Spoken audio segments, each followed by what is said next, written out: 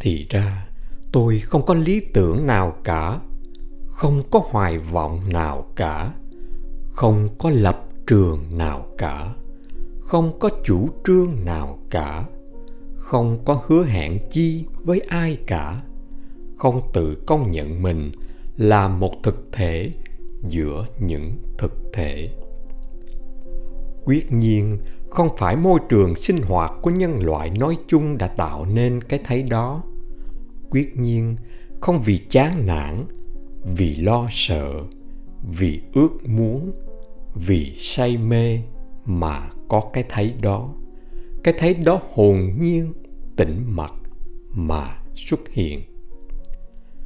Lấy gậy đập vào tôi, lấy đá ném vào tôi, lấy súng bắn vào tôi, lấy lửa đốt tôi đi, em sẽ thấy tan biến cái hình dáng, cái ý niệm về con người tôi mà cả tôi và em đã từng dựng nên, đã từng tưởng là có thực, mờ ảo như mây khói, như hư vô, nhưng sẽ không phải là mây khói, là hư vô.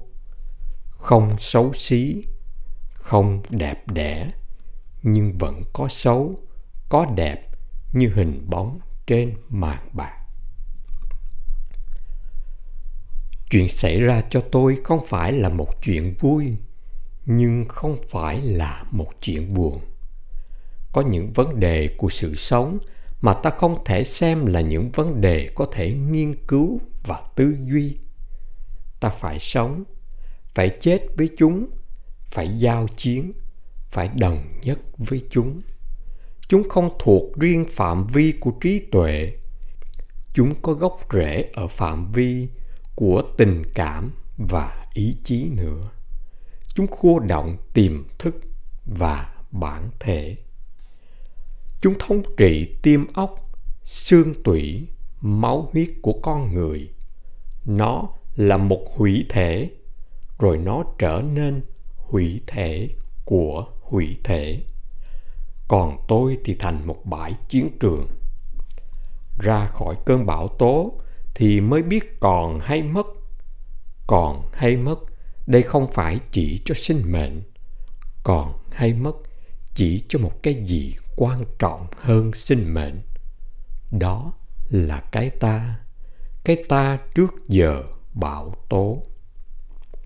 Lúc đó tôi cảm thấy rất cần những người thương yêu, nhưng tôi cũng biết rằng nếu có mặt họ trong những lúc đó thì tôi lại càng cô đơn hơn, càng đau khổ hơn.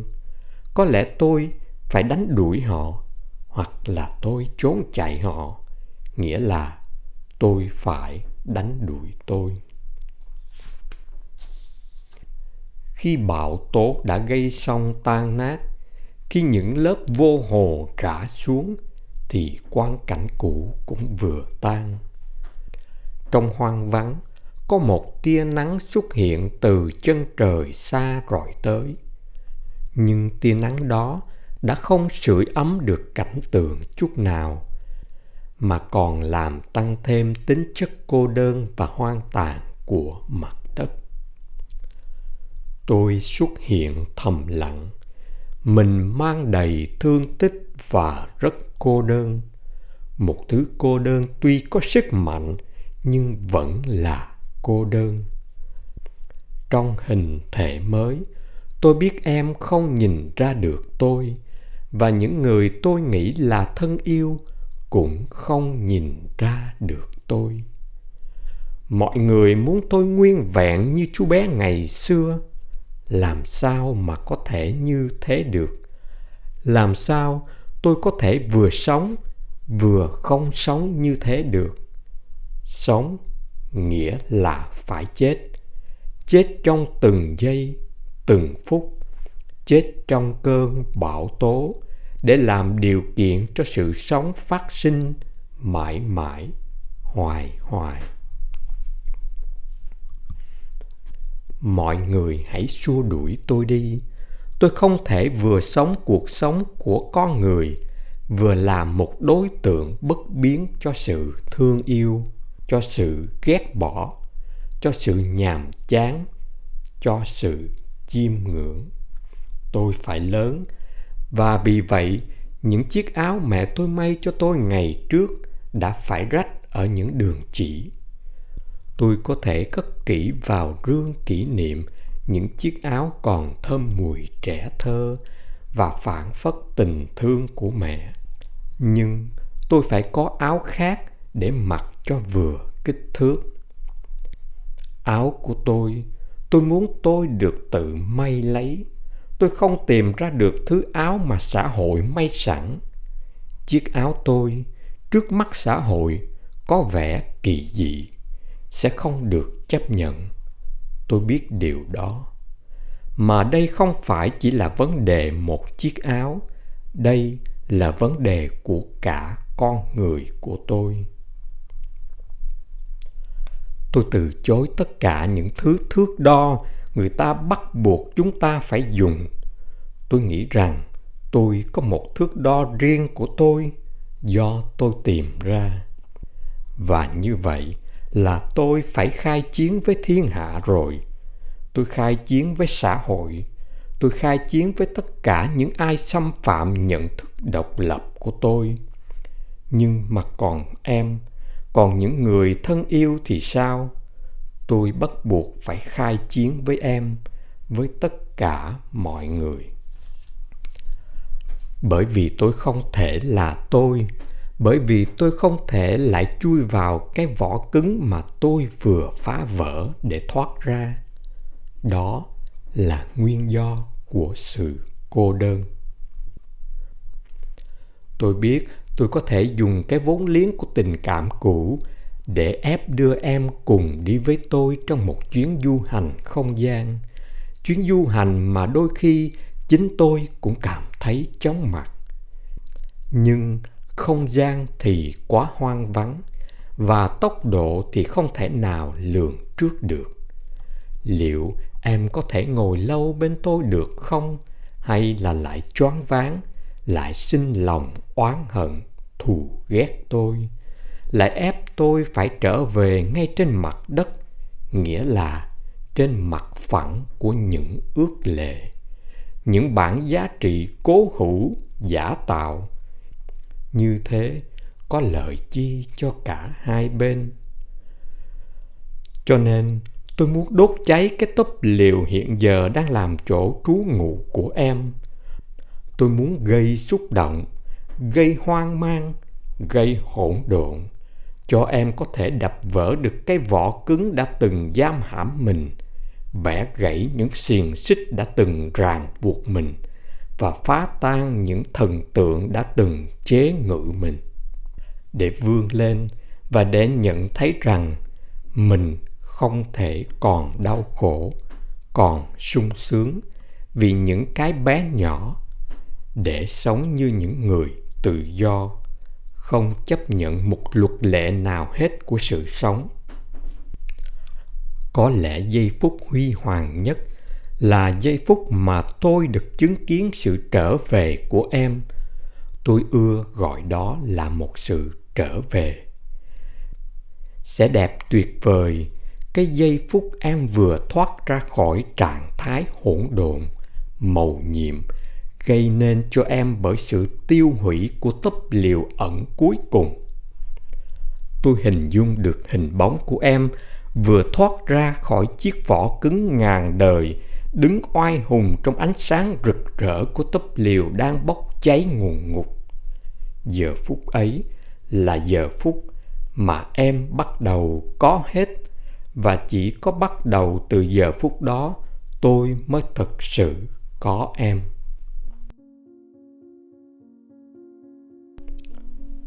Tuổi trẻ là tuổi đi tìm chân lý. Ngày xưa tôi viết trong nhật ký, dù sự thật có tiêu hủy anh thì cũng phải bám víu vào sự thật. Như thế là tôi đã biết rất sớm rằng tìm thấy sự thật không phải là tìm thấy hạnh phúc. Anh ước ao trông thấy nó, nhưng hễ trông thấy nó rồi là anh không thể không khổ đau. Thà rằng anh không thấy gì hết, thà rằng anh chịu sự điều khiển độc đoán của một người hay một đám người khác. Chân lý không thể đi mượn, chân lý chỉ có thể thực chứng. Chân lý là trái của thực nghiệm tâm linh, của khổ đau, của sự tiếp xúc giữa tâm linh và thực tại. Thực tại hôm nay cũng như thực tại muôn đời. May mắn lắm hoặc rủi ro lắm, con người mới bắt được nó. Và nó của người này không phải là nó của người khác. Nó của hôm nay không phải là nó của hôm qua. Xã hội sẽ trả thù em một cách đích đáng, vì em đã dám cãi lại trật tự của nó. Lịch sử nhân loại đã chứng kiến những cuộc trả thù ấy. Bao nhiêu thảm kịch đã xảy ra, thầm lặng, bi thiết. Lịch sử nói, mi sẽ chết nếu mi cãi lại. Vậy mà bao nhiêu người dám, tuy nhận thức sự yếu đuối của mình, cãi lại bóng tối.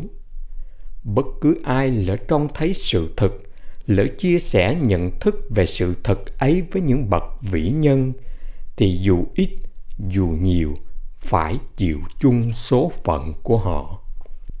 Chịu chung số phận mà không chịu chung danh vọng. Những tia nắng đầu rồi trên cảnh tượng tan nát sau cơn bão tố, dù có chứng nhận được cho một cuộc thoát hình, vẫn chỉ làm cho cảnh tượng là mình đang mang những đau xót của một bà mẹ khi chưa sinh con mà đã biết trước rằng con mình sẽ bị lên án tử hình. Bà mẹ tương lai kia sống trong thao thức, đau khổ, không hề có một chút an ủi, một chút tự hào, một chút hy vọng. Biết là mình đang có một đứa con, biết là mình không nên có đứa con đó thì hơn, mà vẫn phải buồn lòng mang nặng, đẻ đau, để rồi bi thảm chứng kiến sự tàn diệt của nó và của lòng mình, của chính mình.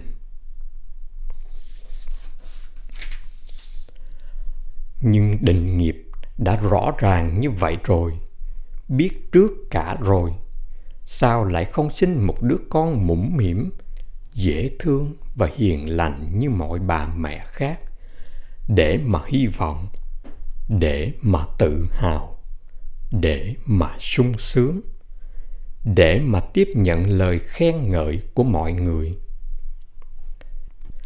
Nhưng mà không lẽ chúng ta không đứng dậy, không lẽ chúng ta để cho rêu phủ chúng ta như phủ một ngôi cổ tháp, không lẽ chúng ta bơi theo một bản ngã giả tạo không là ta?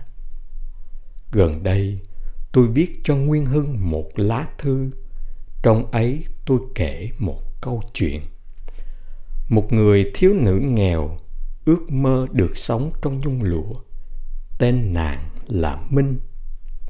Nàng gặp một thương gia trẻ tuổi, rất giàu có, cưới nàng. Như thế, mộng của nàng đã thành tựu. Mộng của nàng, như tôi đã nói, chỉ là được sống trong ngọc vàng, nhung lụa. Cho nên nàng về với chàng thương gia trẻ tuổi không vì tình yêu. Còn người thương gia cũng nói rằng chàng cưới nàng vì nàng rất giống với người vợ trước của chàng, tên là Nguyệt, cũng không vì tình yêu. Nàng không nề hà điều đó. Nàng sống cuộc đời giàu có và chỉ cần chiều chuộng chàng một điều. Đó là nghe lời chàng, để tập cho mọi ngôn ngữ, mọi cử chỉ giống hệt như Nguyệt, người vợ trước. Đòi hỏi đó ban đầu thì không khó chịu lắm, nhưng càng ngày càng trở nên một thứ gông cùm, một thứ quyền lực thống trị nàng. Nàng là Minh, nhưng nàng phải bắt chước cho giống Nguyệt. Có những màu áo mà Nguyệt ưa, đọc những tờ báo mà Nguyệt đọc, nói những lời mà Nguyệt nói, ăn những món ăn mà Nguyệt ăn. Nàng không được là Minh, mà phải là Nguyệt. Đó là tất cả bi kịch. Nàng thấy khổ đau vì nhân cách nàng chỉ là một cái móc áo, trên đó chàng móc cái nhân cách Nguyệt. Nhưng nàng không thể và không có can đảm khước từ cuộc sống giàu có, bởi vì nàng đã làm quen với nó, đã bị nó phong tỏa rồi. Nghe đến đây, chắc ai cũng mong ước rằng nàng có đủ can đảm để từ bỏ chàng thương gia, về sống lại cuộc đời giản dị của một người thôn nữ và khôi phục lại bản ngã đích thực của mình. Đứng vào địa vị của nàng, ta nhất định từ bỏ nếp sống nhục nhã kia. Ai cũng nói như thế, nhưng chúng ta chỉ là những người ngoài cuộc, những người đứng bên ngoài, những người xem kịch. Vì thế cho nên chúng ta có vẻ sáng suốt, tỉnh táo. Giá chúng ta là nàng thực thì chúng ta mới thực sự cảm thấy lúng túng. Mà Nguyên Hưng ơi, ai trong chúng ta mà không là nàng? Tất cả chúng ta đều phải tuân theo mệnh lệnh ác nghiệt của guồng máy xã hội hiện đại. Ta đang cúi đầu vâng lời, và chúng ta phải ăn, nói, suy nghĩ, hành động theo những mẫu mực mà xã hội đã thiết lập và muốn chúng ta phải phục tùng. Chúng ta không được tự do là chúng ta, cũng như Minh không được là Minh. Để rồi tất cả chúng ta đều được xã hội chế biến và khuôn đúc thành những hóa phẩm giống nhau. Hóa phẩm mà không còn là nhân phẩm. Guồng máy đưa tới một cái giống tập thể mà khi nhìn vào, chúng ta thấy nhân tính và cá tính con người bị đe dọa trầm trọng. Chúng ta cúi đầu đi theo, tại vì chúng ta không có can đảm chống trả lại, không có can đảm từ bỏ.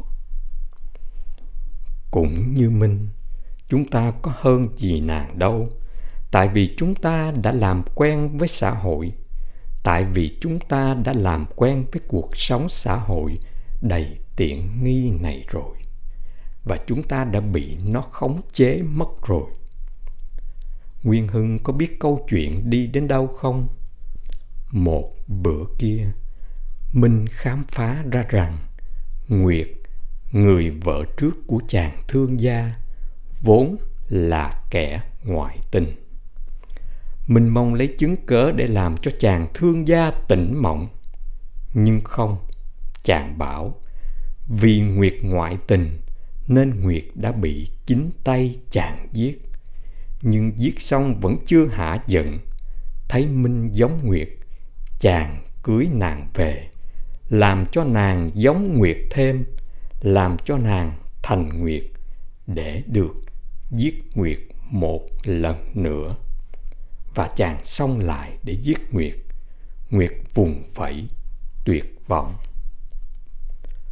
Tôi không dám kết luận là Nguyệt có chết hay không, và vì không khép câu chuyện lại được, mà dù Nguyệt không chết thì Nguyệt cũng ngoắt ngoải rồi, như con người của xã hội chúng ta đang ngoắt ngoải.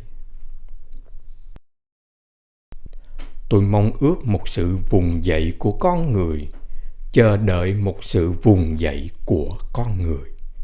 Phải kịp thời, đừng chậm chạp quá như Minh, để đến giờ phút chót mới chịu vùng vẫy.